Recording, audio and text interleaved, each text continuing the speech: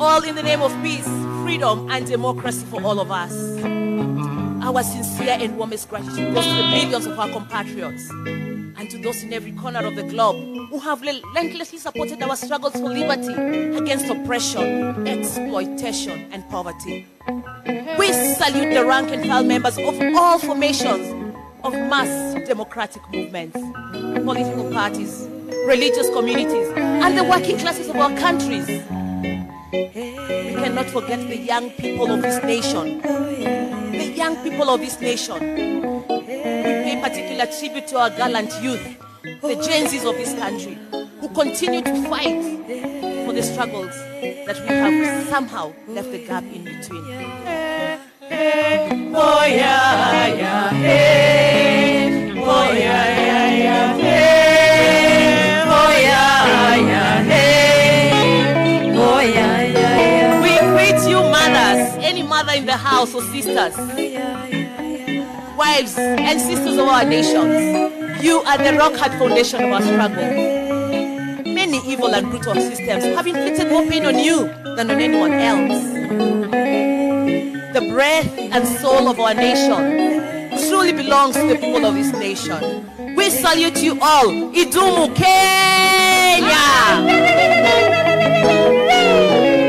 The 5-6 Theatre is very happy to be here today.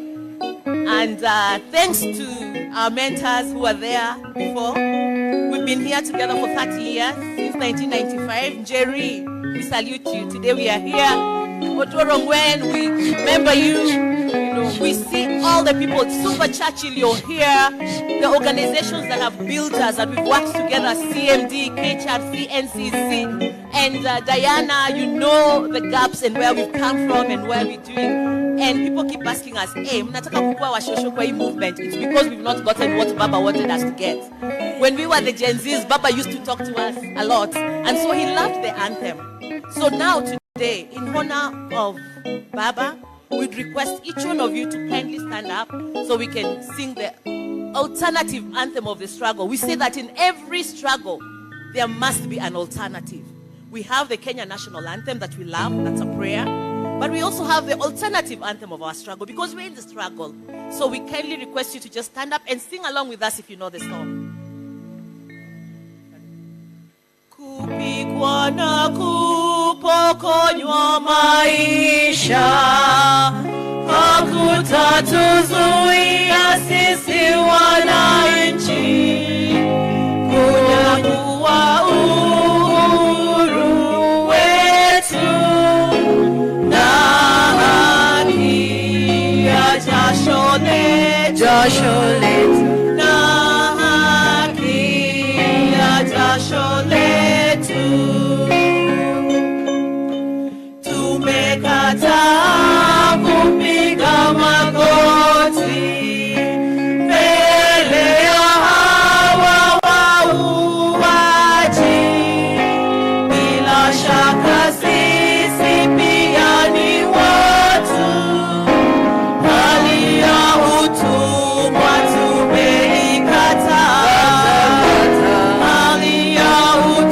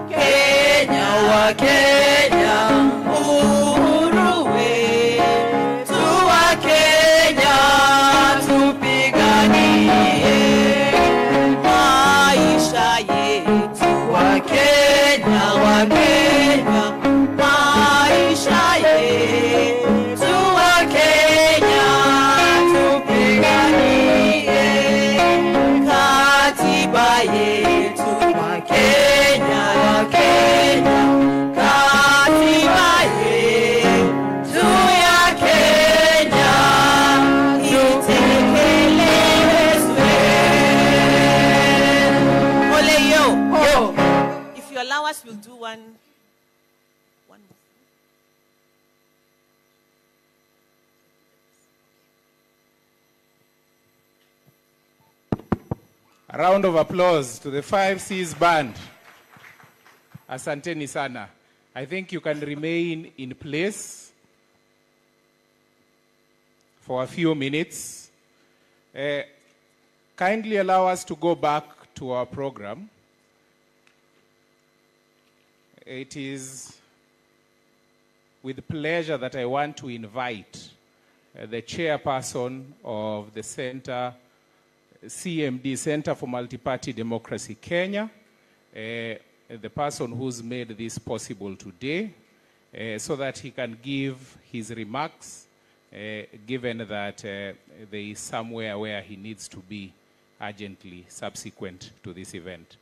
Bwana Honorable His Excellency Kiraitu Murungi.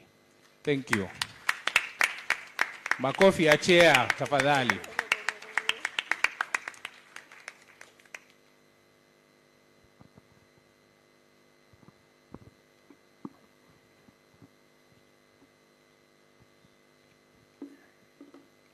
Asante sana wakili. You don't have to struggle too much about excellencies, honorable, what. Just call me Kiraitu, and that's good enough. I'm very, very happy.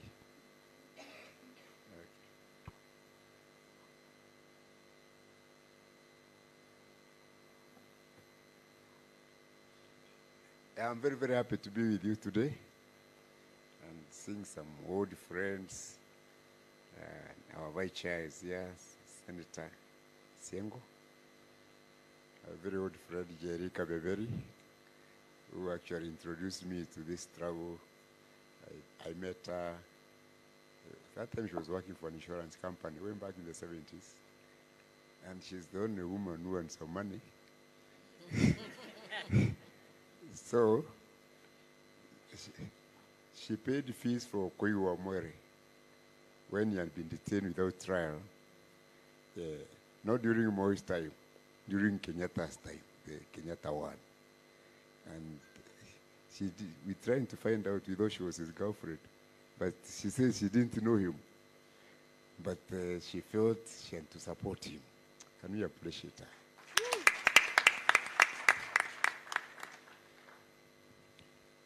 So allow me to read a short speech which I made. Family of the late Raila Odinga, seen led by Honorable Winnie Odinga, our vice chair, Senator Mbedi Siengo, CMD, board members and staff who have put all this together. Allow me to call you all fellow lovers of democracy. See my good friend, Honorable Yeremia Kioni, is among you. Ladies and gentlemen, I'm the chairman of the CMD. I think Mako has read the list of Urus who went ahead of me. So, but I'm currently the chair. And at CMD, we were formed in early 20s, early 2000 and something, with the sole purpose of protecting multi-party democracy in the country. Protecting it, and we do it in two ways: strengthening the capacity of various political parties, and secondly, trying to promote multi-party cooperation in key areas affecting our nation. So we promote the dialogue. You saw us with the PDF, the People's Dialogue Forum, which we had at Uhuru Park with about 3,000 people, and we do it continuously because we don't want the fires of democracy, to die in this country. So, as chair of Center for Multi-Party Democracy, it's my singular honor and pleasure to welcome all of you to this historic occasion where we are celebrating the International Human Rights Day under the theme Human Rights, Our Everyday Essentials, by celebrating and honoring the father of multi-party democracy in Kenya, the late Right Honorable Raila Odinga. I've been requested to make a few remarks on Raila the Enigma. And before I do so, this young man, from Chetty, we used to have problems with him when I was a member of parliament, because he used to say that Wananchi don't love us. And we asked him why. He says, no, they're just following you the way flies follow a carcass. So the flies love the dead animal, or they're just following the food. Yeah, so when I came here today, I remember that. So it's not easy for me to talk about Raila as an enigma, because an enigma is a person who is mysterious, a person who is difficult to understand, and a person who is impossible to fully explain. So how am I supposed to talk about that? I think one of the people, a philosopher who has inspired revolutionaries and reformers for centuries, is Karl Marx. But I think those who have read closely about Karl Marx, you know, his funeral is the funeral of Karl Marx was attended by only 11 people. And at that time, it was like he had lost, it's like he had lost the spark, the fire, that time. And he stood the risk of even being forgotten. But if you compare him with Raila Odinga, the funeral of Raila Odinga was attended by hundreds of thousands, of Kenyans. And you saw what happened at Kango, Kanjaramogi, making a pilgrimage. A lot of people from all walks of life showed up there. We in CMD were not able to deliver any bulls to Kango Kanjaramogi to show our respect. But we thought we could do this forum as our own way of delivering our bulls for Raila.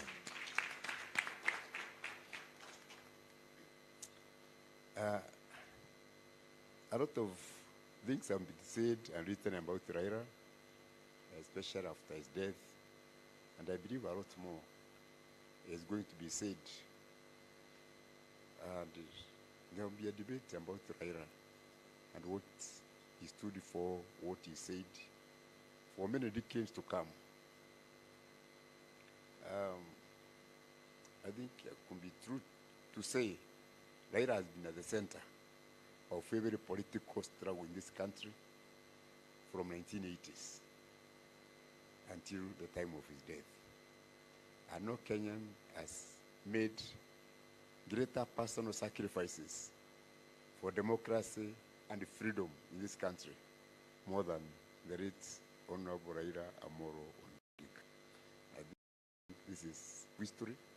You might like him or you might dislike him, but you can't change that fact. It is true. Personally, I met Raila in Shimoratewa prison way back in 1984. He had been detained without trial for his alleged participation in planning the aborted coup of 1982. I can give you the inner story. For you to be taken to court for treason, then Kion, you require collaboration from an independent witness. So Raila could not be taken to court because there was no independent witness. Anybody who would have been caught was a person who would either be implicated or not. So there are no evidence to take Raila to court, or even to charge him with treason. So they took a shortcut of detaining him without trial. And those days, even lawyers were not around to see detained people, although there were clear rights in the Constitution.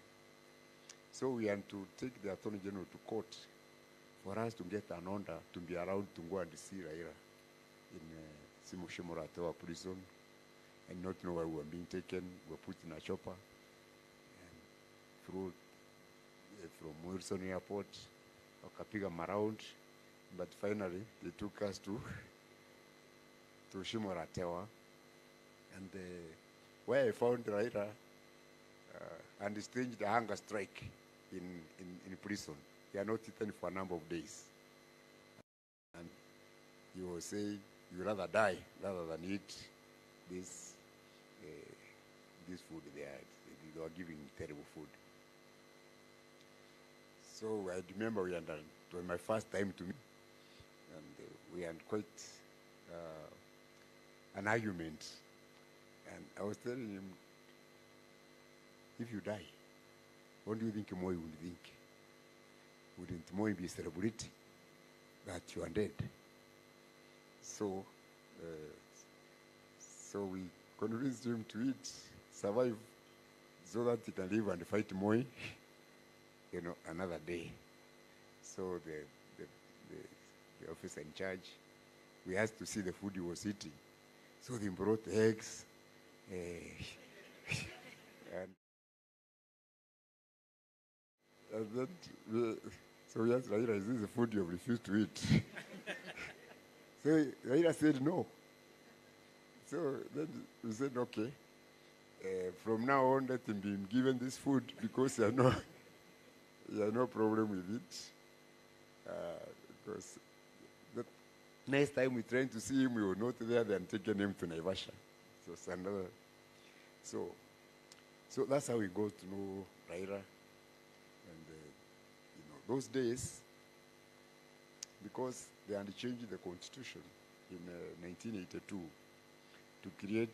to make Kano the only role of party in the country and making opposition, any form of opposition, illegal.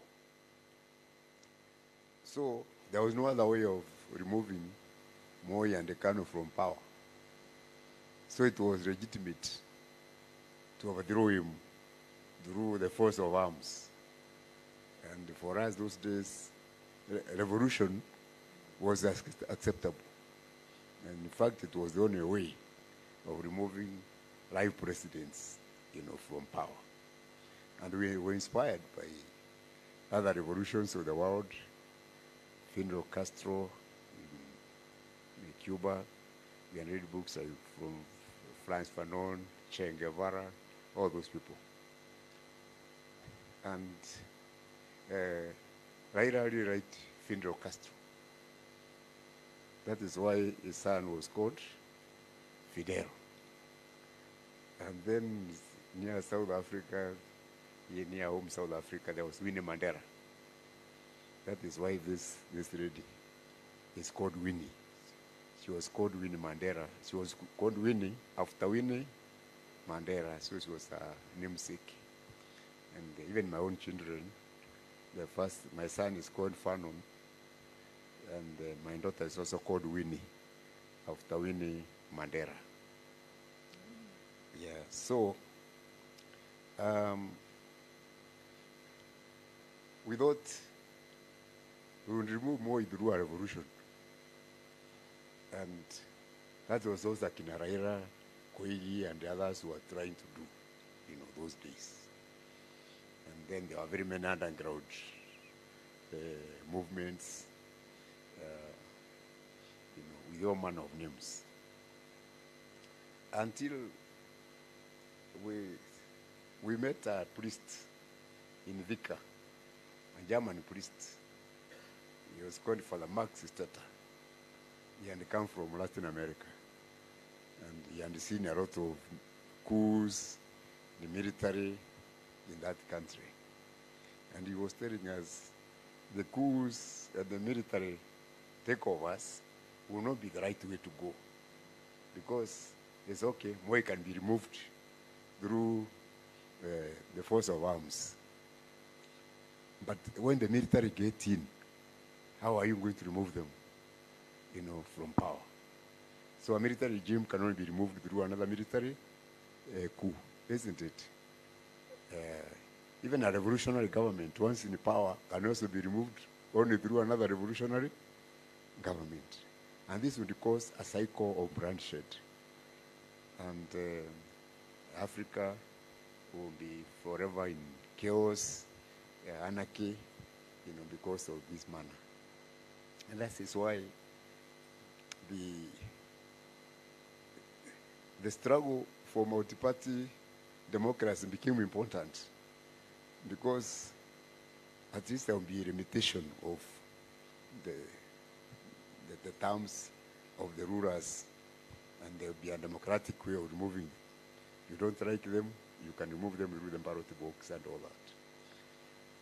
So this struggle to change Section 2A, so that we can return the country back to multipartyism, was informed by our understanding that there's a futility in trying to change through armed struggle. And Raila again became the champion of fighting for this democratic space, for the second revolution. We were younger people. Raila was a few years older, but he was the leader of the young Turks, and we did not have sufficient contact with the people or politics, so we had to work with all the people who were there then, the veterans, Jaramogi himself, Kinamwaside Muriro, and others.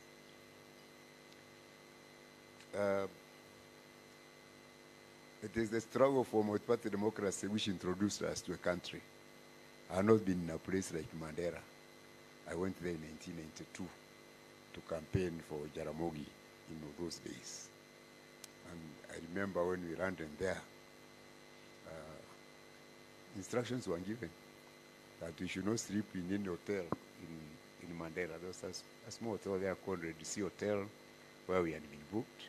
But immediately we got in, the manager came out. The hotel was empty, but he came out and told us, "I'm sorry, the hotel is full." But we had already been booked. So we moved on to the Mandera County Hostel, which was owned by the county council.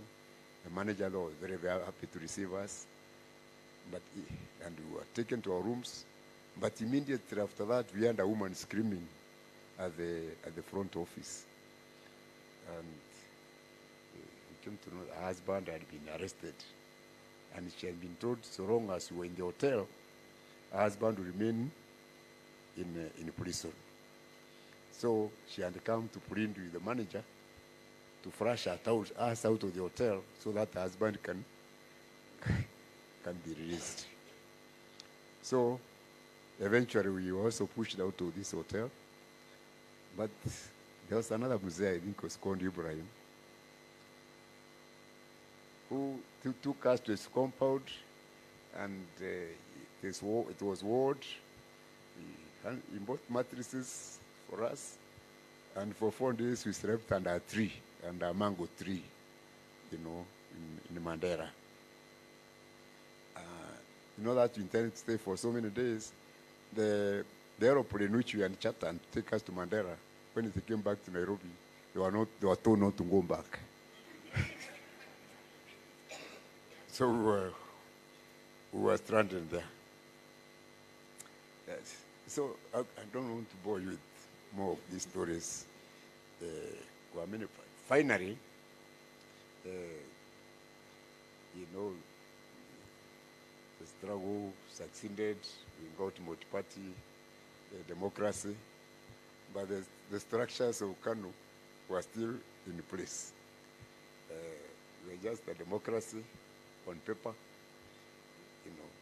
The dictatorship, the chiefs, and whatever continued. So, and although we had been elected to parliament, I remember I myself was caned by an AP in Nyeri as a member of parliament to Ichapo, Bivoko. So, I think, the struggle continued for another 10 years or so.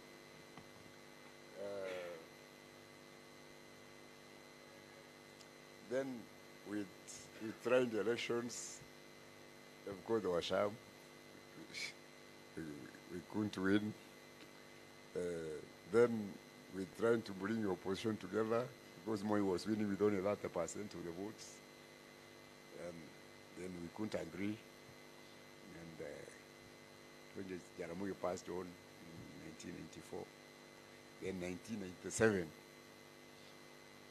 we thought Moi had become so unpopular that anybody can defeat him. So that's how Raila, Wamalwa, Ngilu, and the others, all of them stood because we were thinking Moi would be number 4 or number 5. But again, he beat us. And then we started now reorganizing ourselves again. And fortunately, this time, Ngilo Wamalwa and Kibaki agreed to support Kibaki for presidency, Wamalwa for vice. And then Raila had gone into Kanu. He's the one who kicked Kamolo, the Secretary General, out of Kanu. And, he, of course, he is accused of being compromised, etc., etc. But I met somebody called Sir David Steele. We went to be, we were the election monitors in South Africa when Thabo Mbeki was coming in. So we spent a lot of time with Sir David Steele because he was the leader of our team. And he was a friend of the Raila family for a long, long time. So I asked David Steele, please tell me the truth. How come Raila went to work with Moi? And he told me they had done their own analysis and they are the ones who advised him to work with Moi and try to weaken Kanu from within. Because now, the way we were, we couldn't win. So, and Raila went there, and for sure he shook them because kicking Kamodo out of and becoming the Secretary General of Kanu was not a simple thing. Then Moi handed over to Huru. So it was some bonus for us because this brought Raila brought back with him Kalonzo, Saitoti, and many other people. And so it was very easy for us now to win in 2002. Unfortunately, we fought again among ourselves now. After 2002, the composition of the cabinet, there was a quarrel between, there was a secret MOU, how they had divided seats among themselves, which was not honored. And this is what caused the problems. Many of us didn't know about that secret memorandum. So, and this is what led us to lose the referendum for 2005 for the new constitution, and also caused the post-election violence of 2007, 2008. But now, after the negotiations, Raila came in as Prime Minister. We were ministers with him, and we worked very well with Raila. I was the Minister for Energy. Raila was very passionate about energy because he had Minister for Energy during Moi's time. We traveled with him, and he encouraged me a lot. Raila was an engineer. He understood energy better than me. So he's the one who told me in Europe, those people don't have hydro and the other power which they are talking about. They use nuclear energy. And the best way for us is for us to go for nuclear energy in the country. They say France is even exporting nuclear energy to Spain. So why can't we have nuclear energy and export? Yeah. So we started the nuclear energy project. He took me to Korea. We negotiated for it. Went to France, and we appointed Ochiro Ayako to be the head of this project, because then he was the previous minister. And I think the project is still running, but it has not materialized fully, because by now we should have nuclear energy in the country. Then he came up with an idea of kerosene-free Kenya. He said it was very easy. Instead of using mafuta ya taa, why don't we get solar panels? So during the day, you put the panel outside the house, and then it gets power. You can charge your phones. There was even a cooking demonstration in Moranga. Women making a very with the solar. Yeah. So, in addition to pioneering democracy, I think Raila was also the pioneer of green energy, in this country. He was a very forward-looking person. Then, 2010 Constitution. Actually, Raila was the driver of the 2010 Constitution.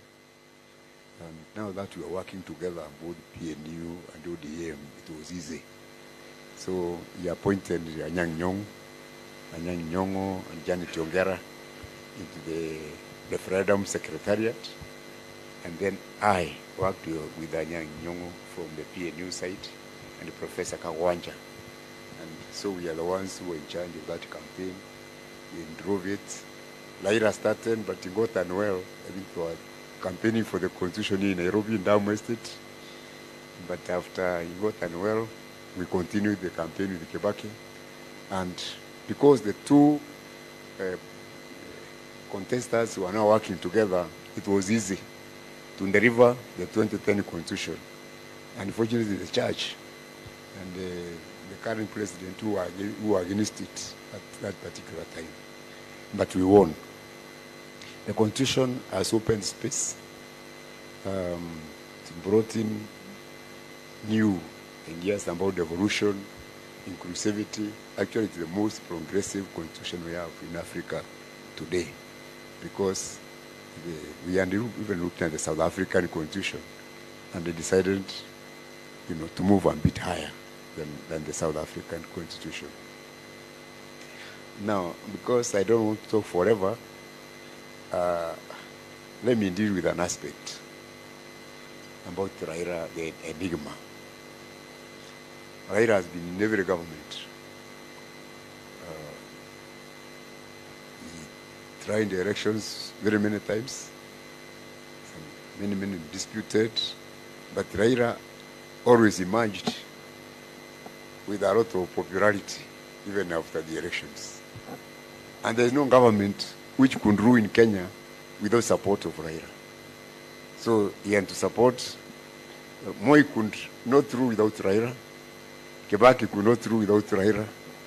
Uhuru could not rule without Raila. And even Ruto cannot rule without Raila. There are very many people who have gone out, especially among you in social media, saying Raila is a traitor, he has betrayed the people, he has perpetuated status quo. I want to tell you, whenever Raila was, his mission was one. Just like he had gone to dismantle Kano. He got into every regime with an idea of moving the reform forward. He never abandoned, in whatever situation he found himself. Even now, with Ruto, he has a 10-point agenda, isn't it? Is that not a progressive agenda?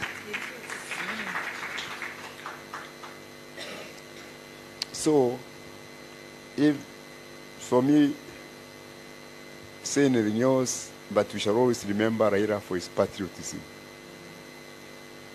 his fight for freedom, for constitutional electoral reform, and inclusivity.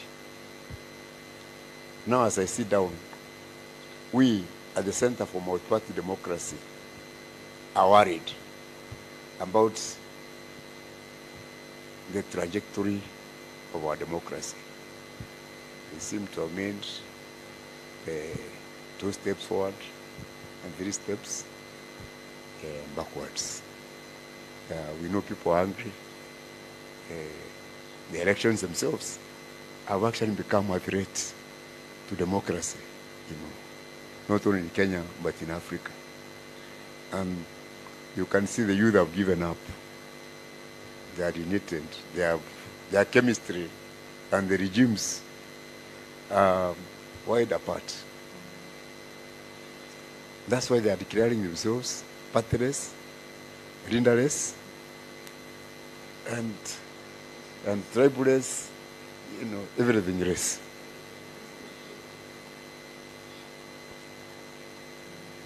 We have been trying to follow that trajectory. And sometimes very good intentions can also take us backwards. We have seen, for example, the Gen Z revolution in Madagascar.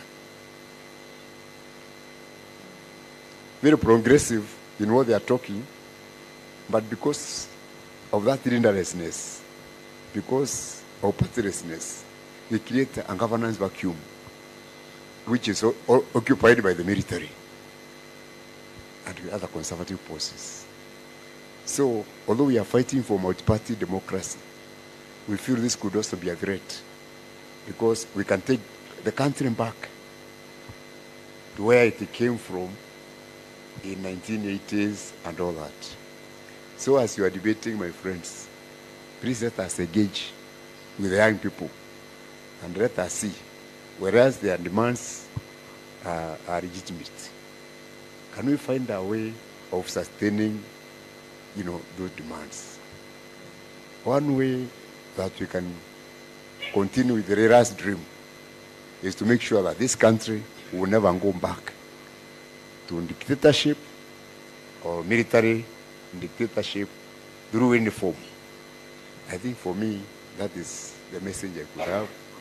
And I think if Raila was alive, he would fight, he will continue fighting to protect and promote the gains of democracy in this country. Long live Raila. Long live.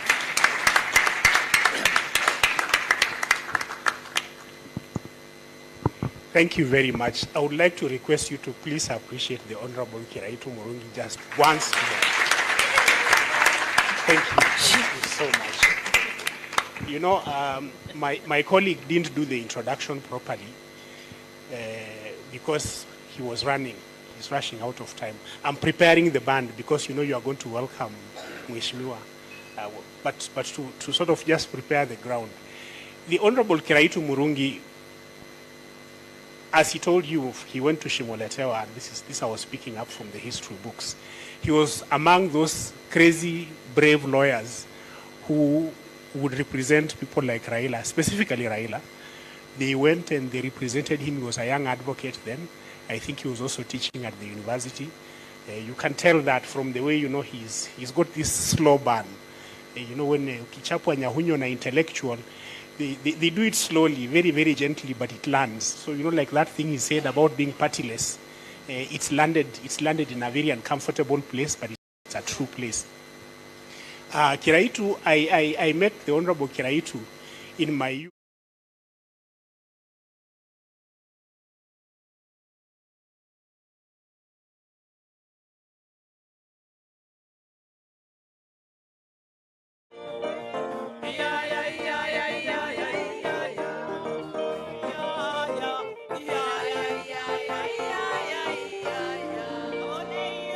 Whoa!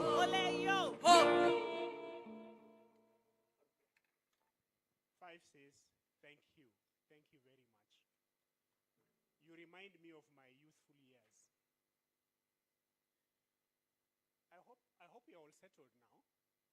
And I like the way that we are all managing the time so that we are not in a rush. I think we want to be able to listen to one another. The estate of the Right Honorable Raila Amolo Odinga is so large that, even if we were to fight over that inheritance, we would not finish it. Everybody sort of takes a part, and there's still so much left. And the memories, there are things I'm hearing today that I have not heard anywhere else. So I am preparing the Honorable Winnie Odinga to come to the stage. So I just tell you one small anecdote. I don't know her personally. I've seen her in public. I think there was a slight moment there. We almost met in 20, just before the 2017 election.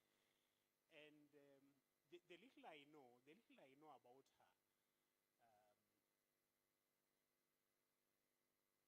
is that I think being, in terms of the birth order, being where she is in terms of the birth order, she probably was the, I don't know if I'm allowed to say this, but from the little spaces I've occupied, see that, and to help Baba and say, even if you need me to be your PA, that aspect of his humanity and how he was able to. How'd you go after that?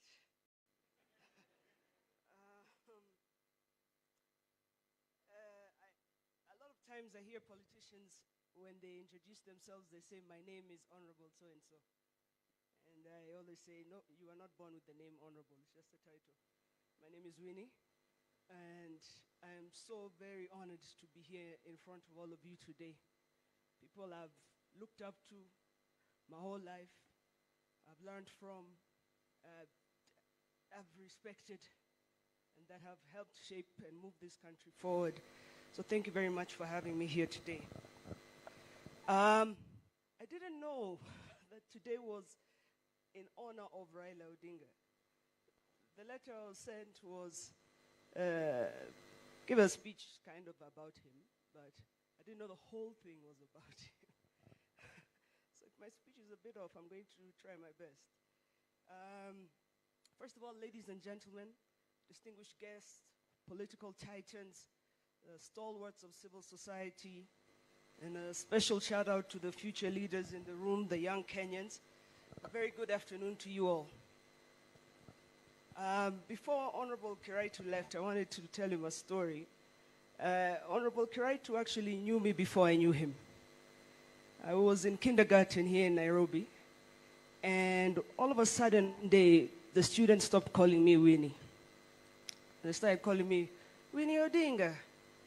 And that thing used to irritate me, because they also used to say it like that. And shortly, I found out there was another Winnie in the other class. But we didn't know who this Winnie was. So one day, my mother was picking me up, and Kiraitu himself came to pick up his daughter. And my mother said, oh, you're Baba Winnie. And he said back, yeah, so you're the Mama Winnie. And that was a very good friend of mine. Her name is Winnie McKenna. Today we gather not just to reflect on the legacy of the late Right Honorable Raila Amolo Odinga, a man who not only dreamt of democracy, but was also brave enough to wake up every morning to fight for it. In honoring Baba, as we fondly called him, we're reminded that he had a rare quality of being both profound, but yet approachable. He had that unique ability to challenge a great dictator and charm a drunken cat. I always thought he must have had a hidden career as an acrobat, because he would leap effortlessly from an office to dancing in stage in a matter of minutes. On this International Human Rights Day, our theme is all human, all equal. It's a very beautiful sentiment when we shout it from the rooftops. However, I often wonder how many of us truly integrate it into our lives. Let's be honest, sometimes we forget that all humans are indeed equal, especially in this country when it comes to simple things like queuing up for services or prioritizing whose voice matters when it comes to decision making. Our democracy should reflect this ethos, and yet, as we semi-joke about it, we must acknowledge the serious tensions currently simmering beneath the surface of our nation. I call it, we're going through a crisis of generations, where young people are not being allowed to define their future, and older generations seemingly switch the goalposts whenever we get near it. I feel we have a crisis of culture, a crisis of religion, of tradition versus technology, sort of war in our society. We have a society where men and women still are not quite equal, even when we talk about that. Where a young woman from Bondo can ask a simple question in Mombasa, and they say it's disrespect, but a man can ask the same question in not as polite a manner, and they say it's leadership. See, the Kenyan youth do not live in Kenya. My mother, she watches the news. We always joke the only thing she watches is the news. I, on the other hand, never watch Kenyan news. I'm physically present in Kenya, but I join my colleagues online. These young people are exposed to a world where they are told they are enough, that they are smart enough, they are strong enough, and what they say and think matters. When some of you have an issue with your phone, you always ask a young person around you to fix it. They do it in 1 minute. I'll tell you today that thing irritates them. Because that's not all they are good for. They can do many things in 1 minute that may take you a bit longer time.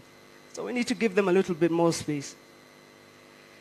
In 2025, we have witnessed a kaleidoscope of events.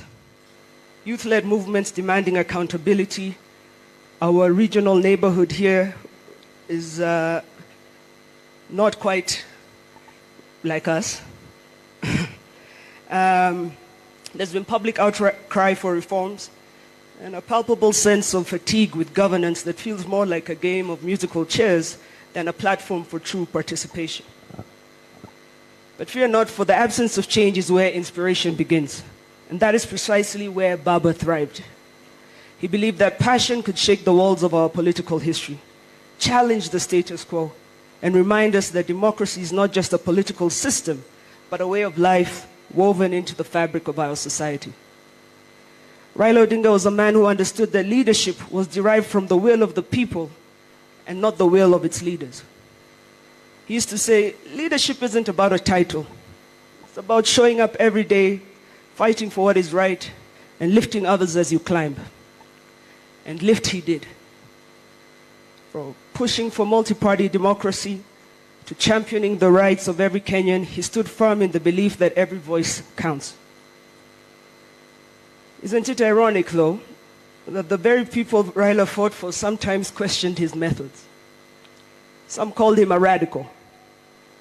I prefer to say that he was a dreamer, a visionary who dared to walk where others hesitated because he envisioned a future where no one was left behind. In his memory, we've been tasked with the responsibility not just to dream the future, but to shape it. So what lessons can we draw from Baba's life? First, that change is absolutely possible, but it comes with a heavy dose of courage, persistence, and let's not forget, a sprinkle of humor to lighten those heavy moments. The other day I watched a video of him when he was trying to enter the DCI office. And the officer at the gate told him, I think, Mheshimiwa, you were there. The officer at the gate told him that he can't enter. And Baba turned it into a soap opera. He first tilted his head, raised his eyebrow, and asked, why not? When the officer stood firm, Baba switched gears and started a charming protest demanding access to the public office. That officer did not back down, but neither did Baba. He threatened to rally a crowd to bring down the gate. As I watched this video, I could hear him say 3 things. He always used to say, procedure first, pressure second, then we take action. Later, as we shared a laugh over the social media storm that followed, he was crying with laughter, saying, you must learn to laugh at yourself. It means you take yourself less seriously. If only we could apply that wisdom at the national governance level in Kenya. In Kenya, institutions work together like a family during a heated dinner. Lots of shouting, some staring, and when all else fails, people storm out to their different rooms. Even the president sometimes admits to us that he feels shackled by the behemoth of bureaucracy. People are often afraid of change. They fight against it. It's like they're protecting that last piece of cake at a birthday party. But sometimes, just a sprinkle of Baba's humor and charm can turn a full-blown war into a friendly game of kati, for example. Let's take that lesson to heart. Let's embrace humor while changing the norms. Secondly, bullets don't bring smiles. We are all human. We are all equal. And I really beseech the members of this civil society to bring the two sides of this divided nation together. And the two sides I'm speaking are not political sides. I'm speaking of the two generational ones. The table that I speak of is not for lip service, but for future planning. Many older generations insist they are building us a house. And the young people are saying, build it, that's fine. But we have some thoughts on the design, because we will be the future occupants of that house. So you don't have to build us a telephone room with a landline. Just give us a Wi-Fi. We'll be good with that. We want to work together in this. But the same principle also comes when you tell them to go vote. And we're talking, people are not registering to vote. Because we've shown them that we don't care whether they do or they don't. So we have a crisis here.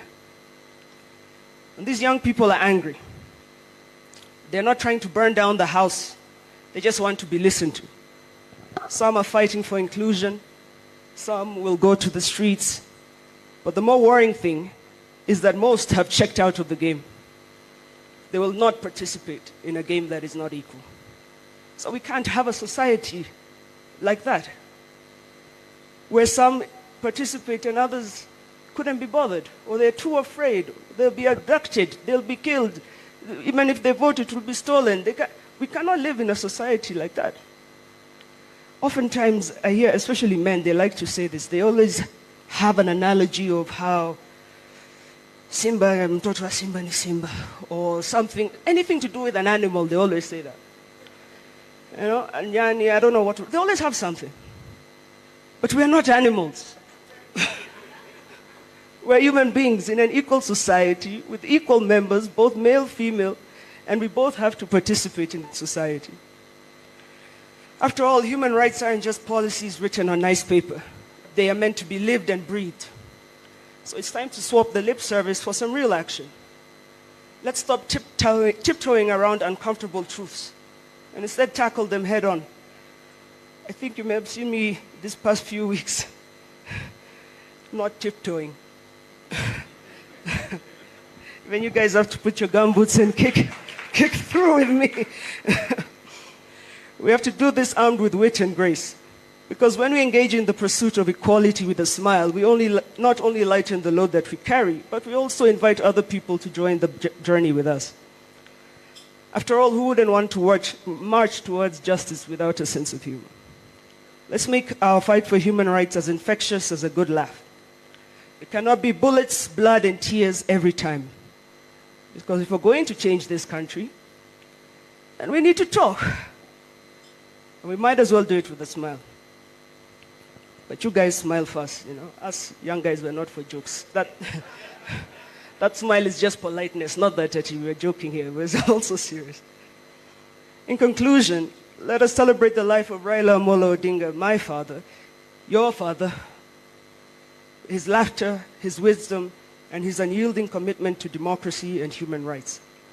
As we move forward, let's channel his spirit, a spirit that reminds us that the future is bright as long as we make it brighter together.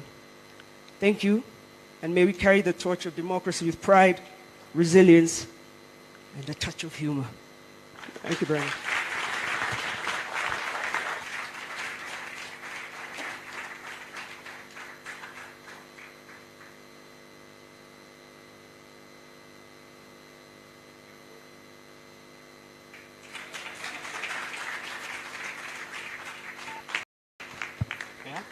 Winnie, thank you. Yeah, you speak very well. Are always inspiring. Even for somebody of my age, I feel very inspired when I listen to you.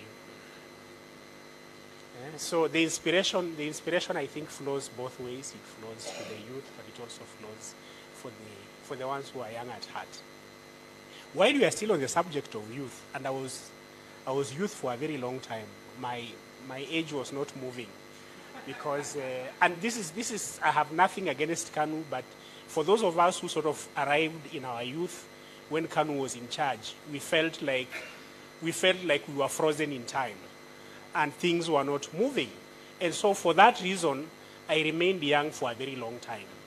I was in my 20s or 30s there for about 20 years. And so because of that, then I associate fully with your remarks, I associate fully with your sentiments. I'm slightly more educated, so I'm not going to say when I was Gen Z.